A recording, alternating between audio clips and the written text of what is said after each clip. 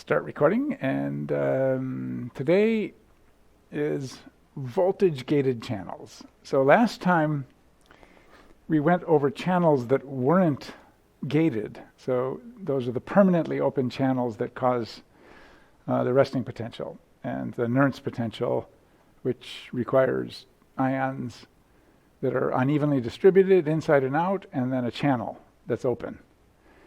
In order for you to actually see that Nernst. So both of those things are required. The channel open has to be selectively permeable to just one kind of ion, or mostly one kind of ion. And then there has to be different amounts of ions of that kind of ion on either side of the membrane. So that was the resting potential. Now we're going to talk about channels that can open. So the great thing about the resting potential is it's real easy. It just sort of, it's basically, open all the time. And then because of that, you don't have to worry about the channel opening and closing. So the situation gets a lot more complicated when the channel can open and close. And it turns out the opening and the closing of the channel are also independent processes. Well, that's an important point that we'll see. And so this is very important. Voltage-gated channels are very important for the action potential because that's how cells communicate with each other. But it turns out they're stuffed all over the dendrites too. There's all different kinds of voltage-gated channels on the dendrites, and that's very important for shaping how the neuron responds to its input. So this is not just important for the action potential. But we're going to talk about the action potential for most of this. So before we mention the action potential, why do we have the action potential in the first place? And so the problem is, if you have a cell like this, and say somebody comes and synapses on this cell, and that opens a channel, and some current comes through the channel, that current can actually change the membrane potential of some other part of the cell and cause it to release a neurotransmitter.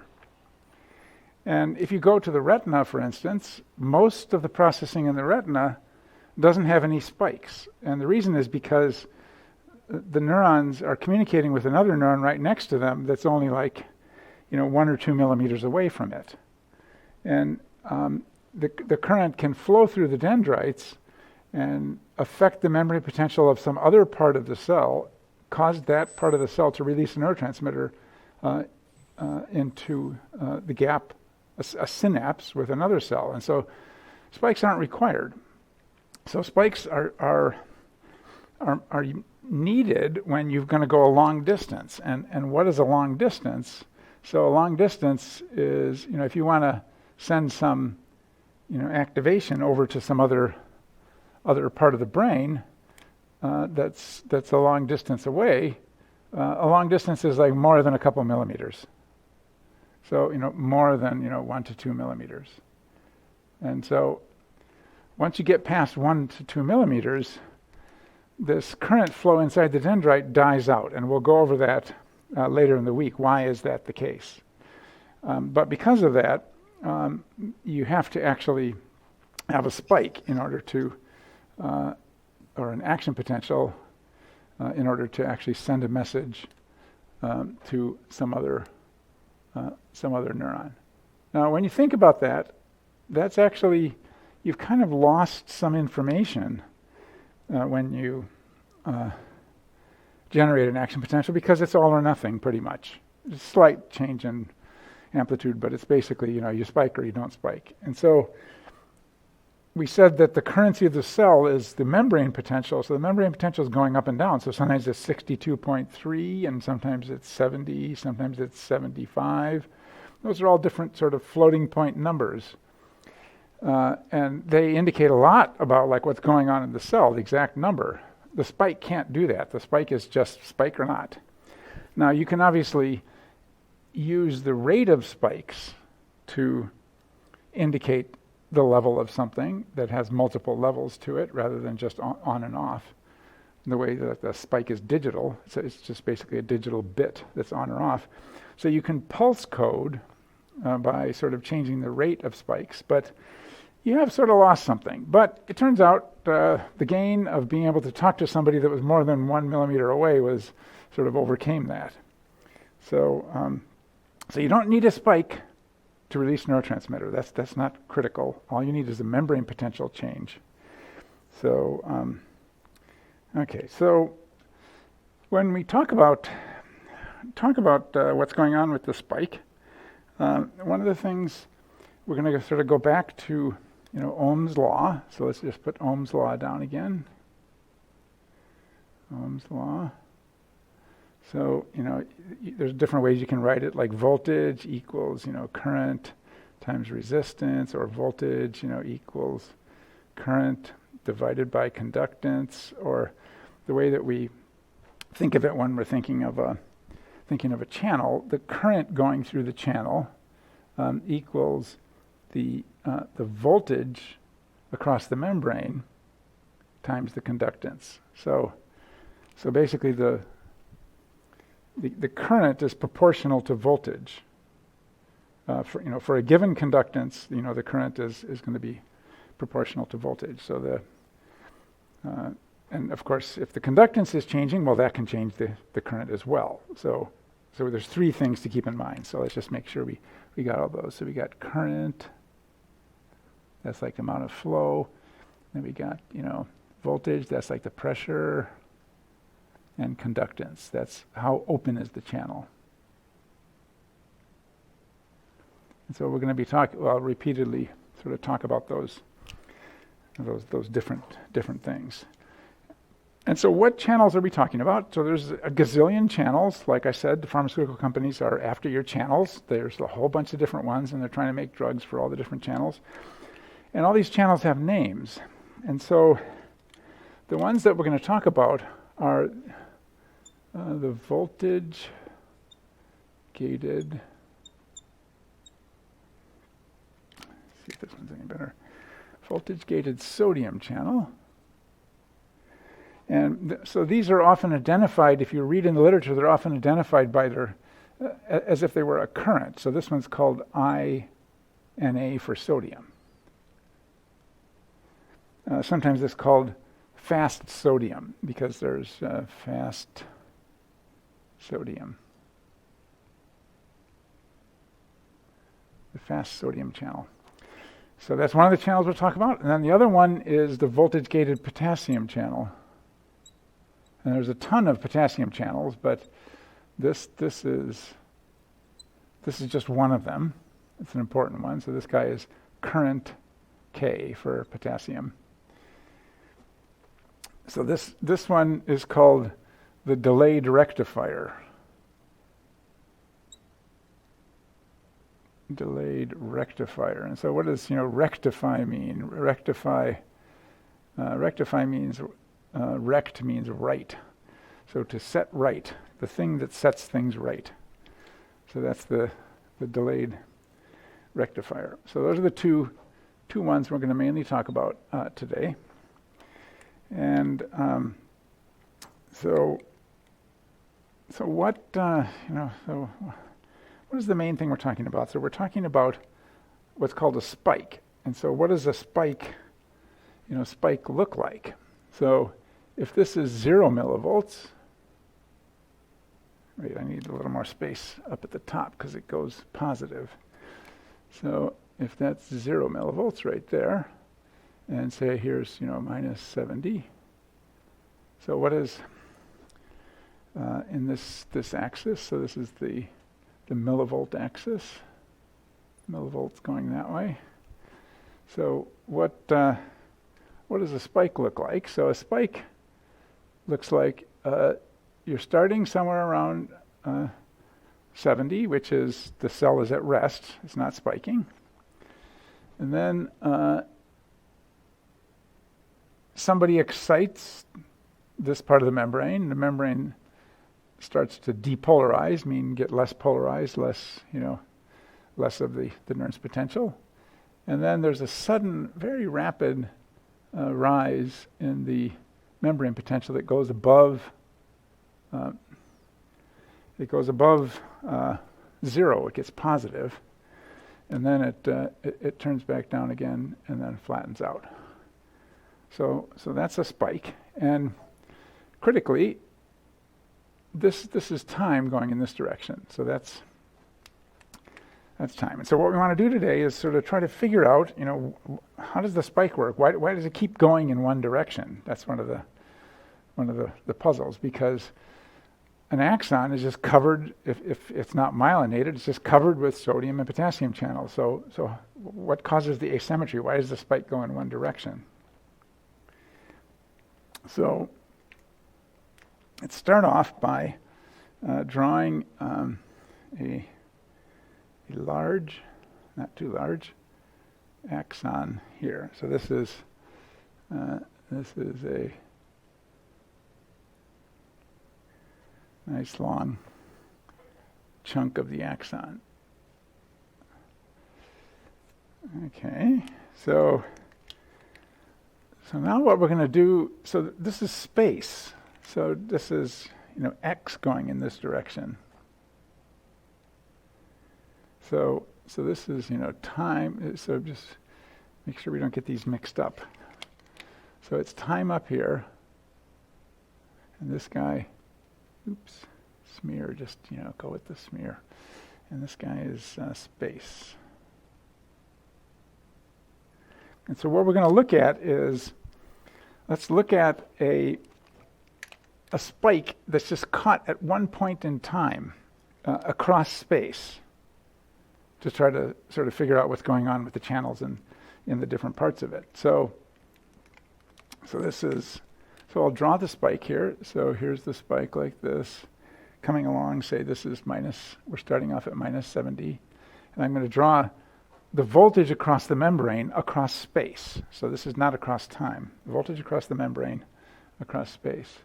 And so here it starts up a little bit, and then the spike shoots up like that, and then it comes down, and then it goes down below 0, and then it comes back up again. I didn't make this guy quite long enough. One more try.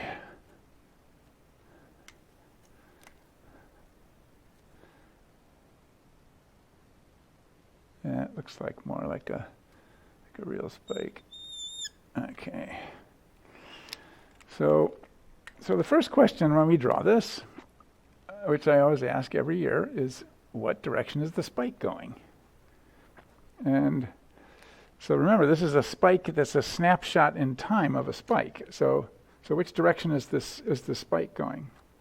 And everybody will say, well, it looks like it's going that way. So why do you think it's going that way? Well, it's important to sort of dig down to the real sort of concrete basis of cognition. You think it's going that way because you think of time going to the right. So we draw time to the right. We don't sort of make it going to the left. And so if you're looking at this, you go like, well, it's something involving time, so it must be going that way. Nah, it's not going that way. So it's going this way. So why is it going that way? Let's just think about it. Say we were just recording the membrane potential so this is space, recording the membrane potential at this point.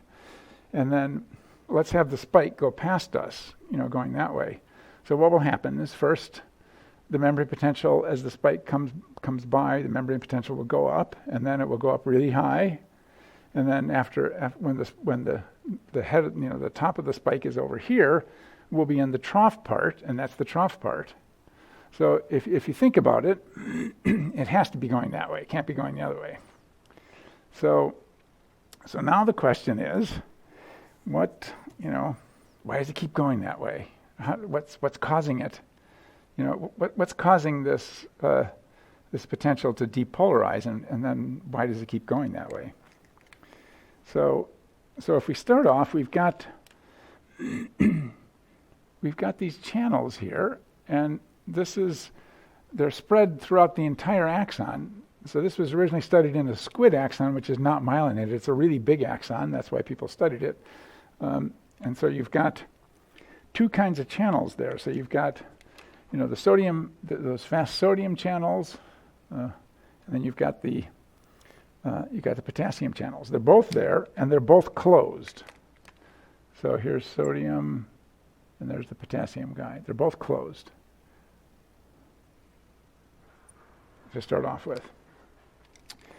So, so now so nothing's coming through. So now let's sort of like go down the spike, and so you can see at this beginning here, the membrane potential is starting to increase. So let's just look at that little section of the membrane. So here's a little segment of the membrane like that. So what's going on in that section?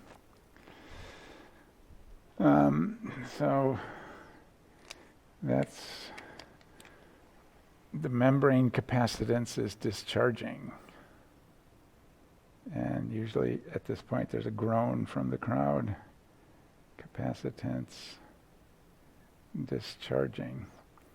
So what's capacitance? We didn't talk about that yet. We'll talk about that next time.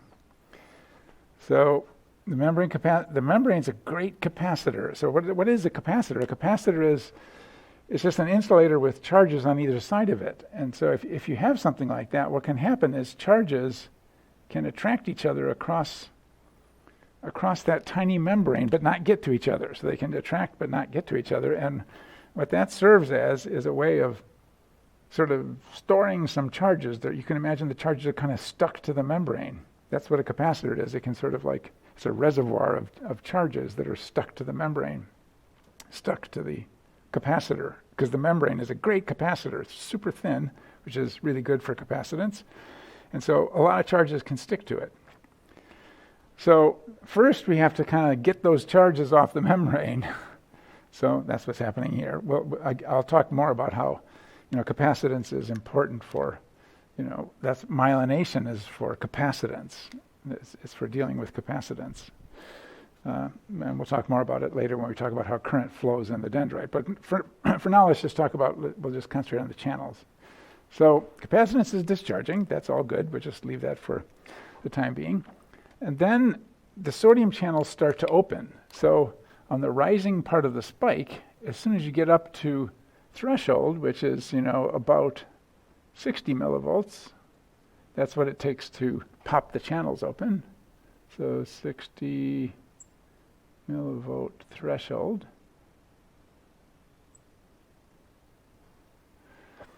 Then the channels open up. Now, who caused them to open up?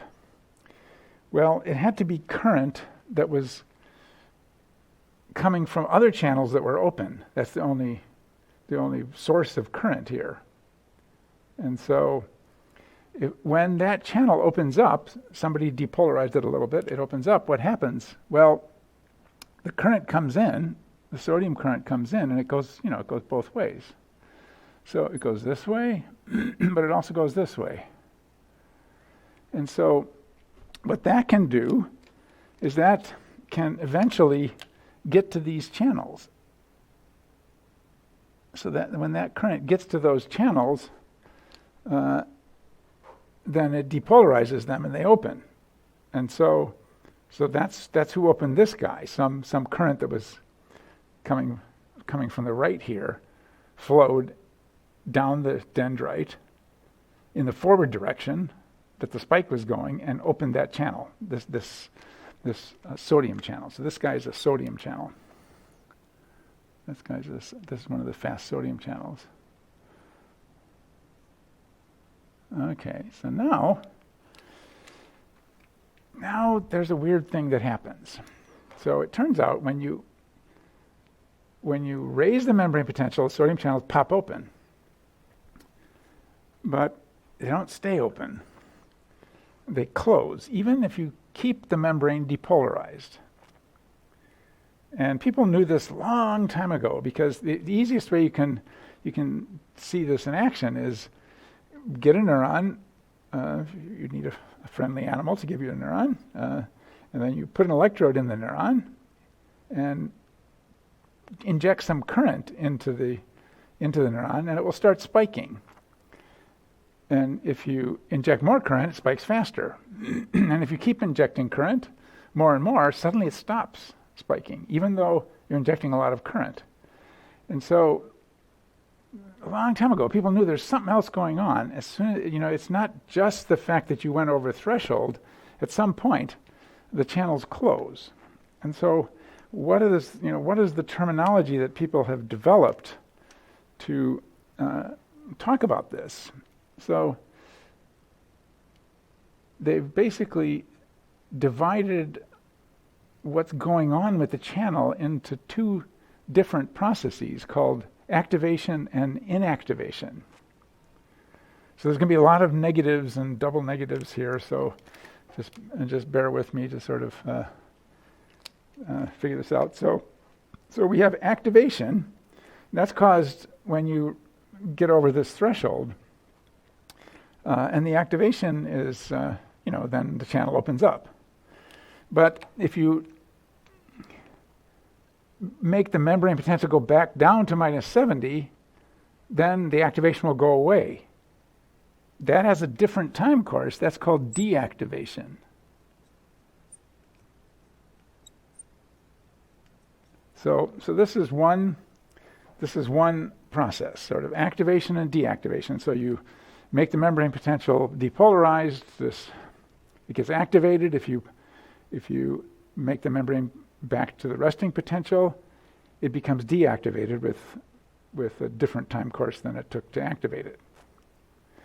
So we're just talking about these little proteins that are in the membrane that are sort of popping open and closed, something, describing how they behave abstractly. But then there's another process, and this one is called inactivation. It's different than deactivation. So inactivation is a separate closing process of the channel. This deactivation is the closing process, but this is another closing process. It's actually a different physical part of the membrane protein. You can actually snip it off. You can cut off the inactivation function. And now, if it turns out both of these are voltage sensitive, activation and inactivation, they're both voltage sensitive. So when we depolarize the cell, we cause the channel to become activated, which means it's going to open. But at the same time, with a delay, we cause the cell to become inactivated. And inactivated closes the channel. That has a time course of how long. It takes a little bit longer to inactivate a cell than it does to activate it.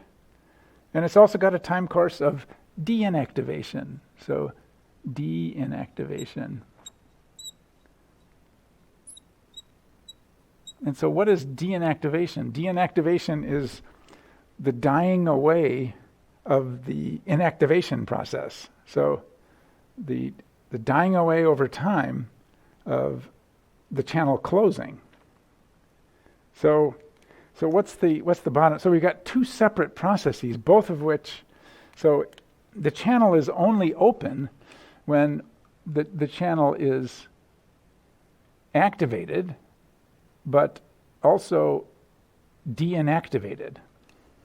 So this is only time channel is open.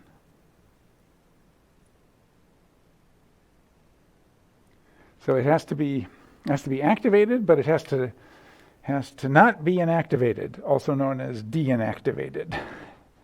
So when you first read this, like I did, it's just like, God, what are these guys? They're just like, they've got sort of mental problems. But as time went on, so these ideas were developed in the 1950s, before they even knew about, proteins, membrane channels, all that stuff.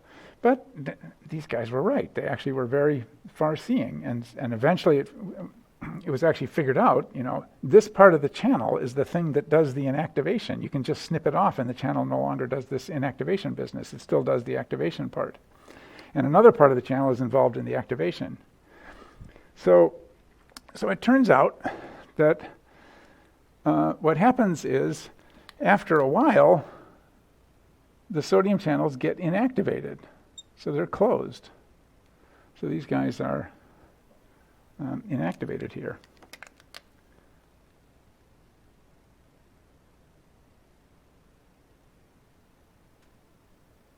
So that turns out to be the main thing that makes the spike go in one direction. because if you think about it, it's kind of like, you can describe this as like a forest fire. Like if you sped up a movie of a forest fire really fast and looked at like hundreds of years of forest fires, what happens is the fire goes along and it burns some trees, and it leaves in its wake burnt trees. Those guys can't burn anymore. And so then what happens is there's kind of like in the wake of the axon, it's like a forest fire. There's like some burnt out channels that are inactivated. And because they're inactivated, when the current flows both directions through some channels that just got open, these guys don't listen. So when this sodium, doesn't work, no effect, because those guys are inactivated. So that's fundamentally what causes the spike to go in one direction. There's this wave of inactivation behind the spike, because the axon is symmetrical. It's just got sodium and potassium channels, and so if you start a spike going in this direction, it'll go that direction, but you can just take the exact same axon and start a spike going the opposite direction, and the spike will go the other way. It's just trivial to if here's a cell like this, and the axon's going someplace like making synapses, you could just put an electrode over here, and if you stimulate that electrode, what will you do? You'll cause a spike to come out in this direction. There's a little spike, heading in that direction. You'll cause the spike to go the other way as well. So there'll be a spike, going in this direction. Over here, there's another spike going that way. So there's no asymmetry in the axon that causes the spikes to go one direction. It's just they're going in one direction just because they come out of the cell body. Okay, so we're still not quite done. So why does the membrane potential go negative? So the membrane potential goes negative because the potassium channels start to open. So at this point in the spike, the potassium channels are opening, and they're letting in potassium. There's some potassium coming in. Now, if you think back to the first lecture, we said the resting potential is mainly due to potassium, and the resting potential is about 70 millivolts. But if the resting potential is due to potassium, how come we went more negative? And the reason is because the resting potential always open channels are not perfect potassium channels. They let some sodium go the other way, and some calcium can get through them as well. And so they're kind of leaky channels. And so the reason that a really good potassium channel, like the voltage-gated potassium, really good, this is a really good potassium channel, it just lets through potassium. If you calculate the Nernst potential for potassium, it's quite negative. It's like negative 90 or something like that. So that's what causes those guys to go negative. So this is no effect. So the potassium channels open up. And then eventually the potassium channels start to close, and we'll try to explain why that is. And then, eventually we get back to rest, where that's the target that the resting potential is aiming for. Okay, so how was this sort of figured out? It was figured out with a voltage clamp. But I always ask some kind of question on this. So say here's minus 70 millivolts. So remember to keep these things separate. So there's a current, that's the amount of flow. Voltage, that's kind of like the amount of pressure on the current.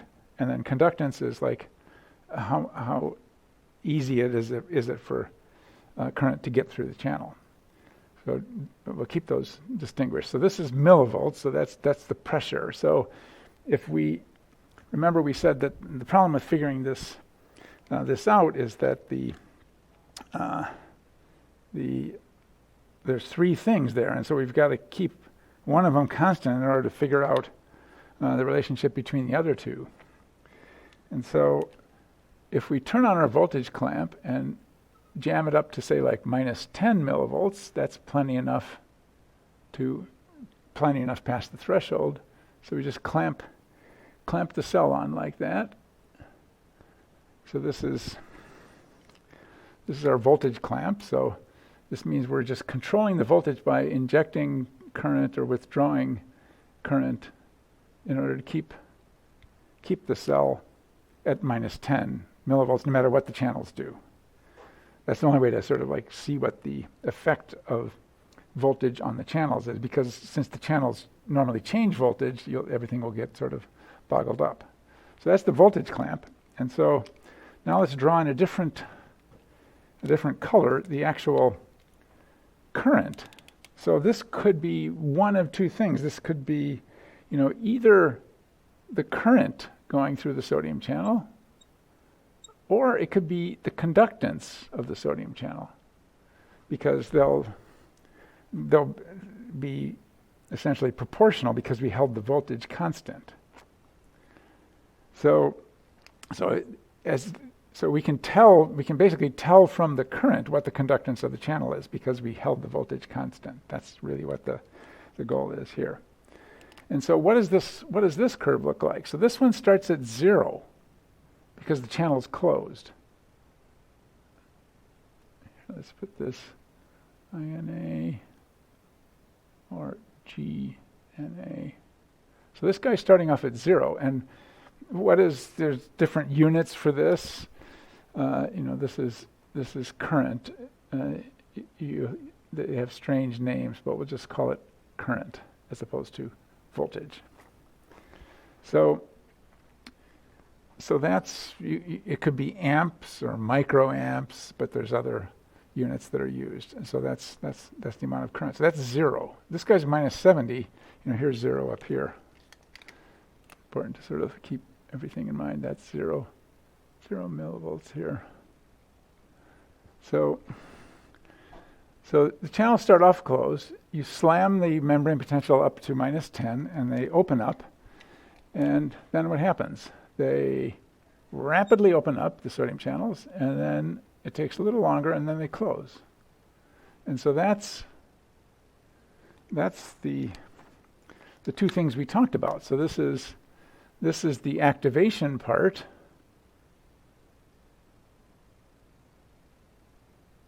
And then this part is the inactivation. It has a different time course. It better have a different time course, because if it had the same time course, nothing would happen. The channel would get activated and inactivated at the same time, and since you have to be de-inactivated and activated in order to open the channel, then the channel wouldn't open. So it's critical that the inactivation process is delayed. This guy is delayed. Yes, I need to write it a little bigger. Delayed.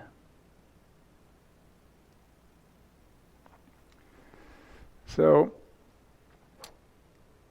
that inactivation process kicks in, the channels close. Now what about the potassium channel? So that's another thing in the mix. The potassium channel is also starting off at 0. And when we slam on the voltage clamp, the potassium channel is also voltage gated, but it has yet another time course, and what it does is it slowly comes on like that. So again, it's important that the activation of the potassium channel is slower than the activation of the sodium channel. So you can see that all these things, like this voltage gate and sodium channel, it's got speed of activation, speed of inactivation. It's got these various properties, but the same thing applies over here. So this guy has a particular speed of activation, a particular speed of inactivation, etc. So each of these channels has all these all these properties, and they're different for each channel. So what goes on with this one? This one is called non-inactivating. So I like this. Like, do you have enough double negatives there? Non-inactivating. So what that means is that this one doesn't have the inactivation process. It just, if you activate it, it just stays open. So why does the membrane potential go back to, it's open here, so the sodium is open here, so why does it close here? So by the time we're back here, then, both the sodium and the potassium are closed. So why does it close? Well, it closes because the membrane potential is no longer positive to activate it.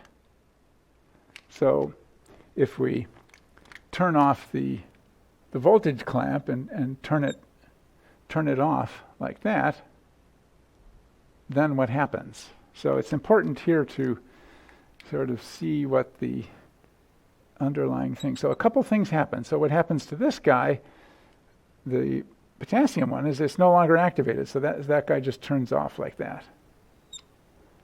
Goes back to 0. There's 0. So that guy just gets deactivated. And as that one gets deactivated, so remember this is, I forgot to label this, this is the current potassium, but it's also known as the conductance potassium. This is current again, not voltage. You can call it either, you can call that graph either conductance or current, but you can't call it voltage. 30% of you are going to call it voltage anyway, but it's current.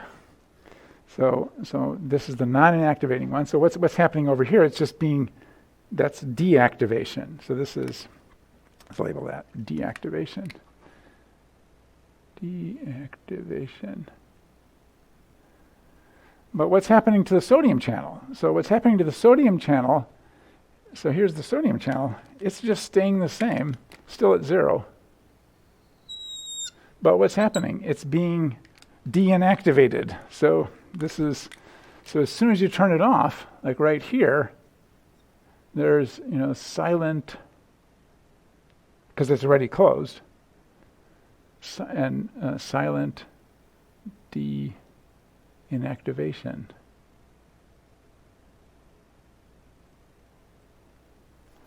So what does that mean? So that means as soon as we turned the membrane potential down to rest again, the inactivation process started to die away, because the inactivation process is voltage sensitive to depolarization. So let's put that in. So, depolarization starts,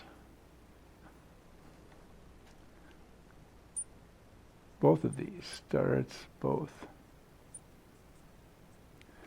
So it starts activation, but it also starts inactivation.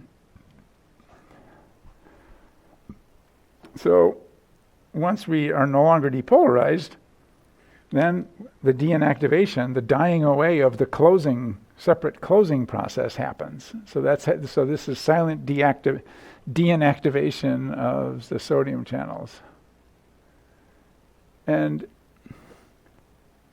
this is the thing that is the refractory period. So you might have heard of, this. So this is the refractory period. That's what actually causes the refractory period. Refractory period means it's, you can't spike for a little bit of time just after you did a spike. And why can't you spike? Because the sodium channels are inactivated. So that's what fundamentally causes the refractory period. A lot of people sort of get confused and they think that something about the fact that the cell went negative is like right at this point the cell is in the refractory period. But why is it in the refractory period? It's not in the refractory period because of the undershoot of the spike caused by opening the potassium channels. it's refractory because the sodium channels have had a forest fire. The sodium channels are still inactivated over here, so that's what's causing the refractory period. So that's the sodium current. Make sure we got these. Potassium current. This is the voltage clamp.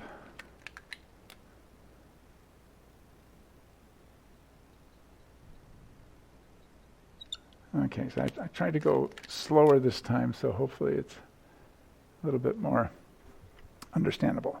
So now finally at the end here, after the inactivation has gone away, we're ready to fire again. Ready for another spike.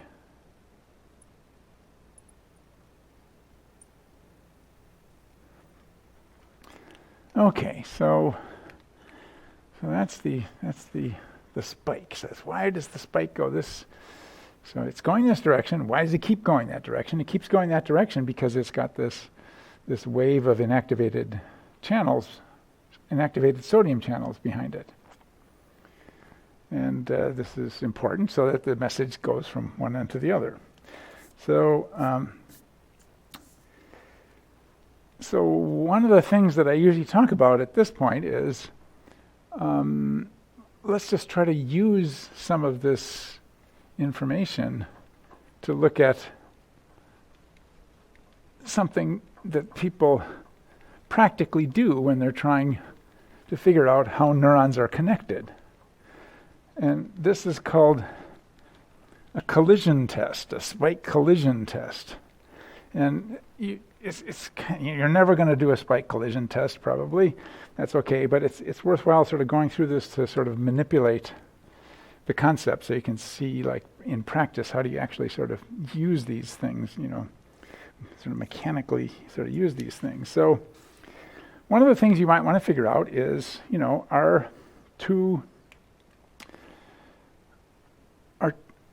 two places connected in the brain? How do you actually do this neurophysiologically? So what you could do is you could have a neuron over here and say that neuron is going some other place, maybe synapsing. Now there's going to be, other things coming in there, a whole bunch of different other things coming in there, but we just want to know, is this neuron actually going there? So one of the things we can do is we can do what's called antidromic activation. So we can just put an electrode somewhere over here. It doesn't have to be a very good electrode, it could be sort of a big electrode because it's stimulating multiple wires that are coming through there. And then what we do is we go back to the cell and record. So this guy is stim, this guy is record. So if we do that, like I mentioned before, the spike, you'll send a spike going the opposite way. So the spike will go like this. It'll run like that backwards through the axon. And when it gets to the cell body, then there'll be, that cell may suddenly show something that looks like a spike because the spike sort of invades into the cell and you're recording from it. So that's one possibility. But what if it was, so that's one possibility. But what if there was what if there's a connection going the other way? Because, there's a lot of feedback in the nervous system. So maybe what actually happened was there's a cell over here mixed in with all these wires and with this guy right there. And let's say that this cell actually comes back and synapses on this cell. So when we stimulate this guy with a big electrode, we put a big electrode in here and stimulate the whole mess, we'll stimulate that cell. And maybe that cell will just send a spike down its axon and then, just make a synapse.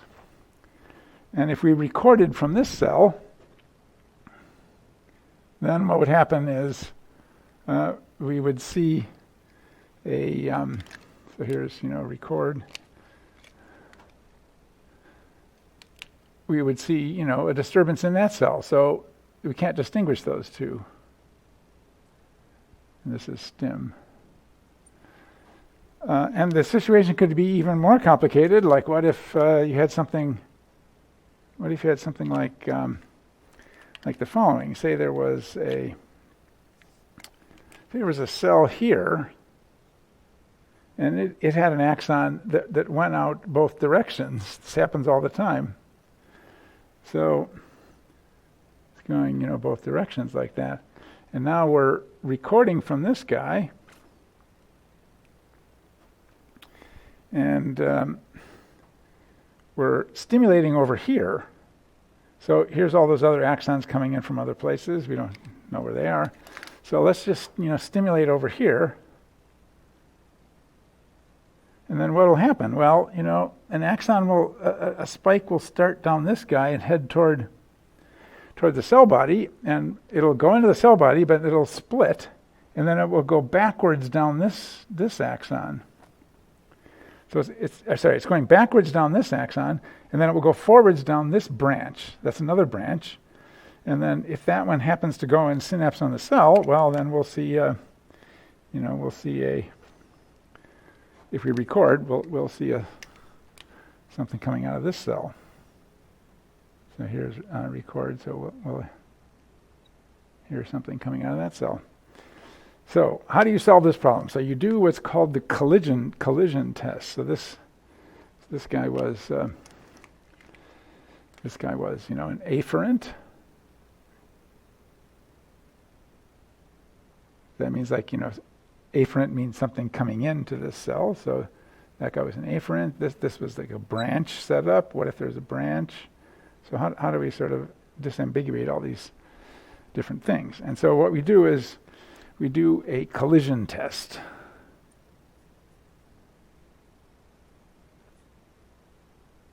And so how does the collision test work? So the collision test is we basically go to this cell and do two things, both stimulate and then quickly record. And then here's some other, other axons going this way. There might be cells there too. So here's the axon coming from this guy. But, there's some cells over here too. And some of those cells are, coming back and synapsing on this guy. So what we do here is we stimulate this guy, this whole mess here. We don't know what's in there. So stimulate that, and so what's going to happen, there's going to be a spike that comes down backwards through this cell. Okay, there'll be another spike on that, coming from this cell that we stimulated, but we'll just ignore that one for the time being. And then we also stimulate this guy. So if we put this one in, and then first stimulate, and then immediately record, then what's going to happen is we'll send out a spike going this way.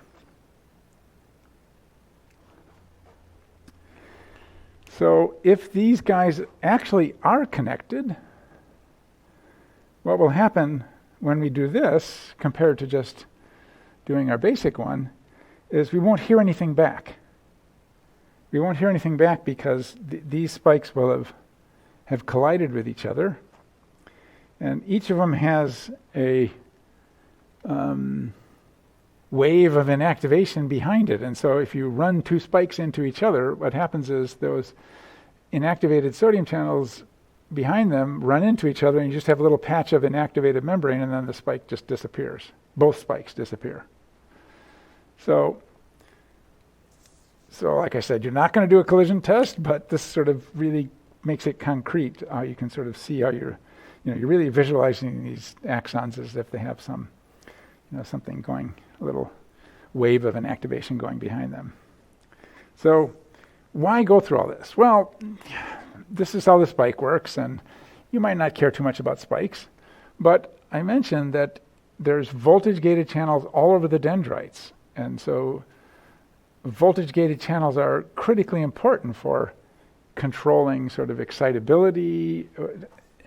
Next time we're going to go over how you can actually change the way that the neuron responds. The neuron might do some kind of bursting activity where it makes a whole bunch of spikes in a row, or it might just regularly put out a spike or two. You can actually fundamentally change the way, sort of the computational properties of the neuron by messing around with these voltage gated channels.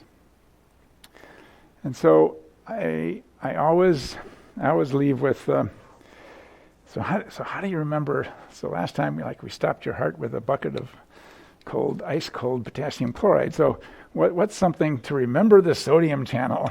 So there's a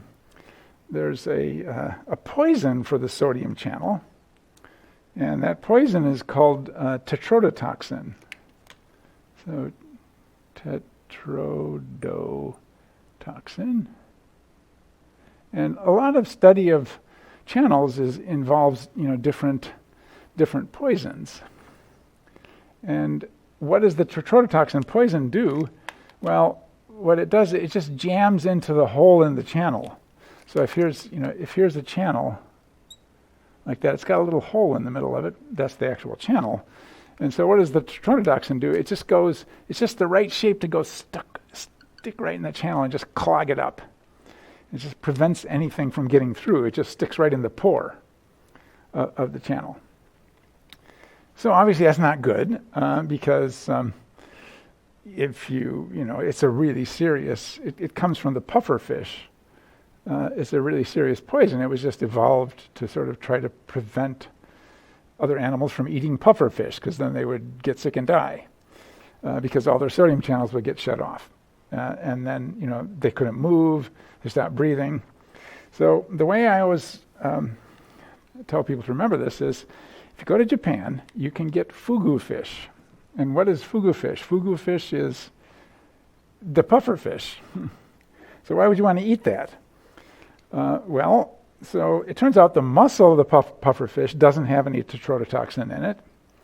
The tetrodotoxin is in the liver and the gonads. And so what the chef will do is make a broth that out of a little bit of the liver and the gonads to get some tetrodotoxin in the broth, and then dip the actual meat of the puffer fish into that broth. And then you eat it. And so why would you want to eat it? Well, it's kind of exciting because you get a little zing out of it. There's a little zing from eating tetrodotoxin, and it's a brush with death. It's sort of exciting, but you have to sign something saying like, if I die, I won't sue. But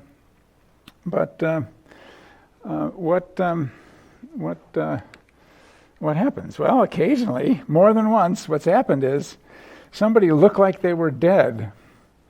And why was that? Well, the tetrodotoxin went into their body. It shut down all the axons, action potential, so nothing was working. The heart slows way down because the heart uses fast sodium channels. The axons that tell the heart to beat, those guys aren't working. You stop breathing. Your body temperature goes completely haywire because the hypothalamus that controls that is no longer working. So it looks like you're dead. And so you're breathing like once a minute. Your heart is pumping every once in a while. Your body temperature is down, so they stick you in the cooler. You wake up in the cooler. You're not dead yet. This happened more than once. So it finally wears off, and then you're live to see another day. So that's how I can remember the fast sodium channel poisoned by tetrodotoxin. So the one thing, we'll just put one more little patch in here because I forgot to put that in. So this part of the membrane, so that part of the membrane is sodium channels open. open, then close. So that's this guy right there. And then, last but not least, we have the potassium channels so they overlap this and they stay open for quite a long time. So these are the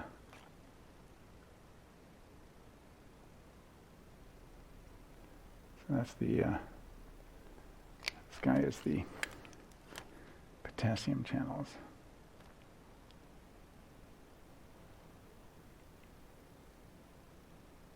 And then they eventually close. Okay, I think we cruddied up the diagram enough there. But so this was voltage-gated channels that change their opening dependent on voltage. Okay, David, I think we'll end the recording there, and I'll take some questions if anybody's on.